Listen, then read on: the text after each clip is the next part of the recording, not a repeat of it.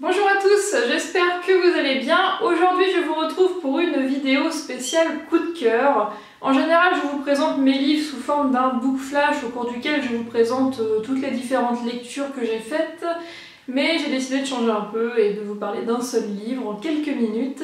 Et il s'agit d'Outlander, un livre qui a fait beaucoup parler de lui sur la blogosphère et je peux dire qu'il vaut le coup. C'est un coup de cœur mais aussi une bonne claque car je ne m'y attendais pas du tout. Si vous connaissez un peu mes genres littéraires, tout ce qui est romance et historique, je n'en lis pas beaucoup. Mais j'ai vraiment beaucoup aimé ce livre-là. Pourtant c'était assez mal parti au début, hein. J'ai lu les 100 premières pages, je crois cet été, voire même avant. J'ai abandonné, l'épisode de la série numéro 1 donc ne me disait pas du tout. Je l'ai regardé et je vous avoue que j'ai fait ouais bah non, ouais bof. Et bon, je me suis dit bah c'est bizarre quand même parce que comment ça se fait que si j'ai pas tout le temps aimé que ça, je repense sans cesse à l'histoire et à ce qui s'est passé. Si vous voulez, c'est comme si l'histoire s'était mise en pause, donc tout le début que j'avais lu, et qui m'attendait en fait pour continuer. Donc je me suis dit, bah, je sais pas, c'est un peu bizarre comme sensation, je sais pas si ça vous est déjà arrivé, mais voilà, pour moi c'était la première fois. Et du coup, je me suis dit, eh ben, je me replonge dans le livre, et j'ai bien fait parce qu'au final c'est un coup de cœur.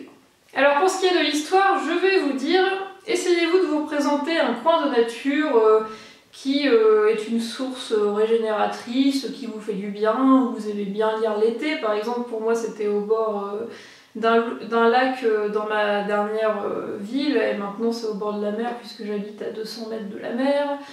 Et en fait, dans Outlander, vous avez aussi un coin de nature qui a une force assez mystérieuse, voire fantastique, puisqu'il va permettre à Claire, une infirmière du XXe siècle, de se téléporter au XVIIIe siècle.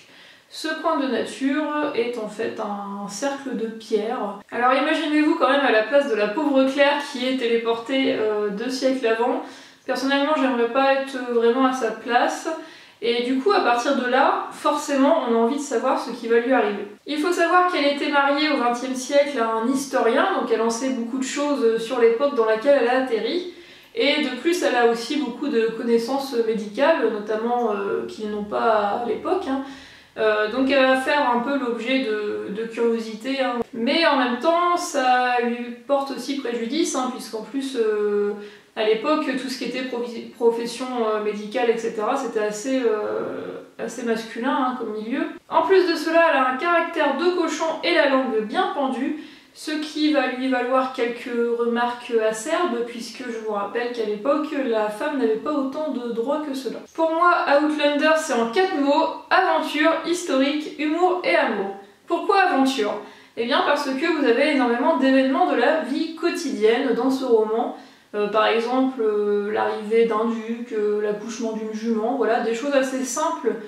Mais ça reste dans un registre réaliste, donc très intéressant, avec un côté un peu documentaire si vous voulez, et le côté fantastique avec les pierres et la téléportation et le voyage temporel, etc. Est présent, mais pas forcément très important pour le moment, même si bien entendu Claire va évidemment se poser des questions. Pourquoi historique? Eh bien parce que en fait à cette époque-là, vous avez l'Écosse qui veut remettre son roi sur le trône, ce qui mène à différentes rébellions jacobites, et du coup ça crée aussi une intrigue autour des clans, de leur hostilité, et vous avez donc plein de rebondissements comme des embuscades, des emprisonnements. Le terme humour, je l'attribue essentiellement à des répliques assez cinglantes de Jamie, un soldat écossais bien éduqué et dévoué, dont le passé difficile va nous être conté. Et l'amour, bien entendu, avec une romance bien amenée, qui ne tombe pas du ciel et qui ne présente pas forcément de grande facilité. Il n'y a pas, proprement dit, un triangle amoureux. Il y en a quand même un, en même temps il n'y en a pas un, c'est un peu complexe à vous expliquer, mais vous pouvez peut-être deviner aussi avec l'idée de changement d'époque. Donc c'est quand même assez intéressant, ça reste pas voilà, une lecture très jeunesse, young adult, vite fait comme ça, non, c'est vraiment une histoire très creusée avec des personnages très complexes. Non pas que je discrédite les lectures young adult, mais parfois au niveau de l'amour, de la romance, on voit quand même un peu toujours les mêmes schémas. En fin de compte, il se passe beaucoup de choses, d'où le fait qu'il y ait beaucoup de pages, comptez environ 1000 pages par tome.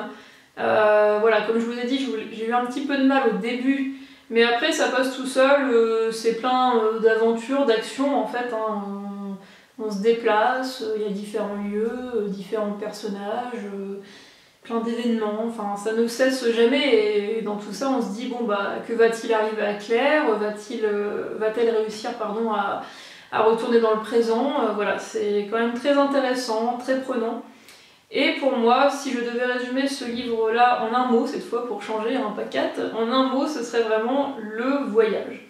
Avec ce livre-là, j'ai vraiment voyagé.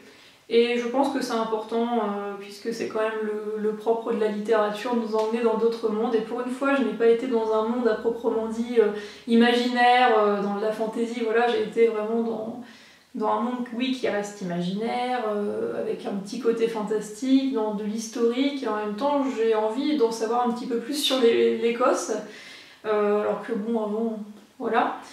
Donc, bah écoutez, je vous conseille vraiment ce livre-là, c'est pas pour rien s'il a des coups de cœur, celui-là, franchement, essayez, n'hésitez pas à me donner votre avis, à me dire ce que vous en pensez, ça me ferait très plaisir. En tout cas, écoutez, je vous souhaite de très bonnes lectures, notamment celle d'Outlander prochainement, hein, n'oubliez pas. Et je vous fais de gros bisous. Bye bye!